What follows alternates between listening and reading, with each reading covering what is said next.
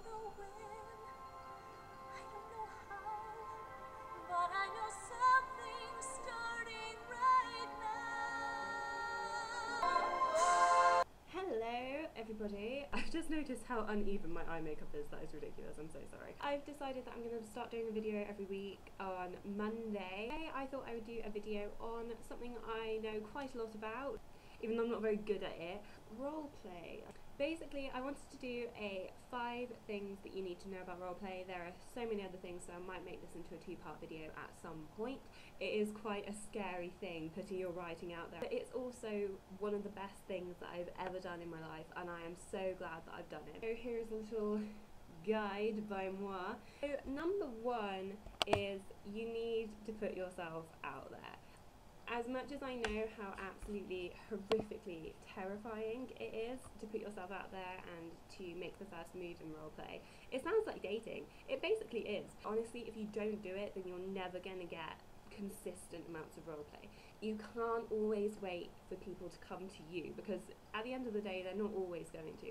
I mean, it's great if they do, but sometimes you have to put yourself out there and you have to roll into someone's ask and you have to say, please roleplay with me. And if they don't, not the end of the world.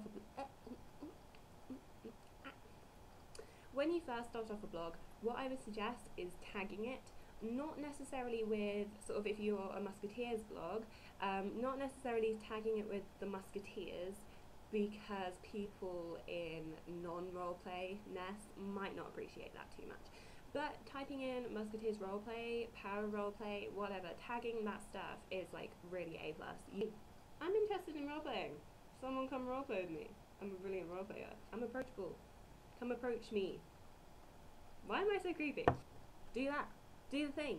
Go and do it now. Number 2. That's 4. If you start drama, people are most likely going to nope their way out of your blog. If there is unnecessary out of character drama on your blog, people are going to be like, dang. The internet is more often than not people's escape. I mean, I know it's certainly my escape from all of the outside-ness. So generally, when that sort of out of character real life drama is dragged into the internet, people aren't going to appreciate it. It's ridiculous. It's like people just love fighting. But if you're not one of those people, then just don't do the thing. Just, if someone annoys you, then either go and say it to them. Like, bro, you really upset me the other day. If someone came to me and said that I'd upset them, I would feel so deliriously bad. I would probably send you a bunch of flowers to your house.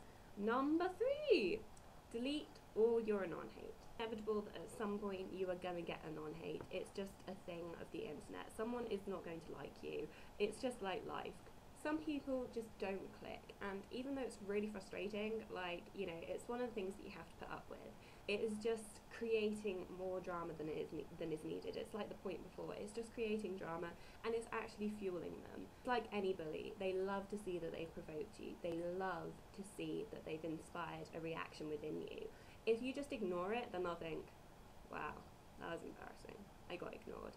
And they just, generally they'll stop. If they don't block them, I know there is a little thing underneath anons that says you can block them, because then it blocks their IP address as well.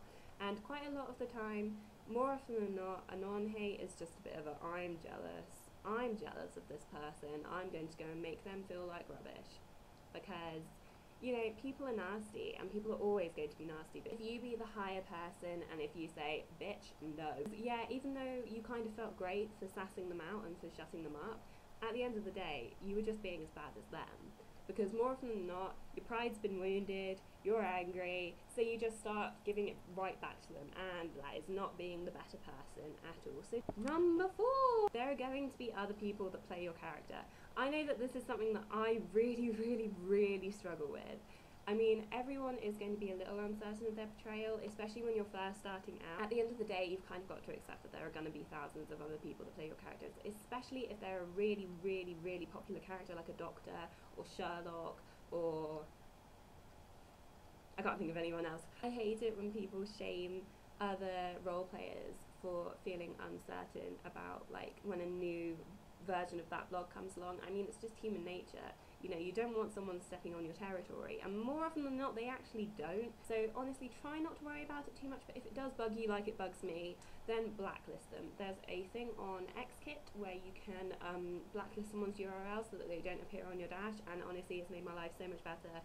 It's made me stop thinking about other people. If it's helping you to have more fun on this site, then do it. But then again, don't hate on people for playing the character that you play, and certainly do not compare blogs with one another if they're the same. Each interpretation of a character is bound to be completely different, and that's what's wonderful about role-playing. Hello? Hi!